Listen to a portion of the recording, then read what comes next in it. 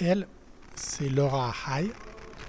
Vous pouvez aller sur sa page Facebook, Laura Hay, puis vous descendez à la date du 21 mars 2026, où elle fait une vidéo sur la sollicitation par les cliniques de fertilité sur les campus universitaires.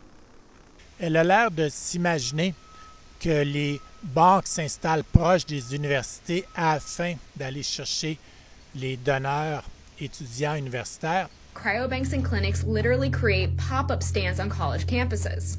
Cependant, comme ici à Montréal, à l'Université McGill, ils ont leur clinique de fertilité. L'Université de Montréal travaille avec le Centre hospitalier universitaire Sainte-Justine, qui ont aussi un service en fertilité.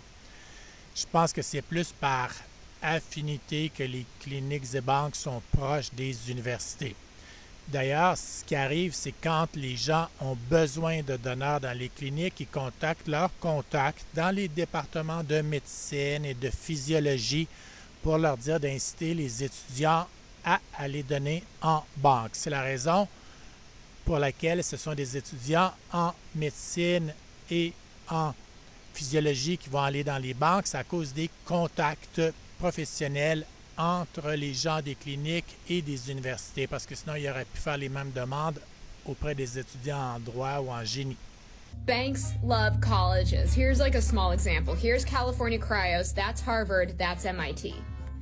That's Fairfax, that's Drexel, that's University of Pennsylvania. There's Seattle, Swimmer Bank, and there's University of Washington. There's also like a surrogacy clinic like literally right around here. All of them are next to college campuses and universities. We've had college kids send in videos of different cryobanks and clinics plastering their dorms with posters. Un jour, mon garçon s'est fait solliciter à l'école pour aller faire des dons à la banque.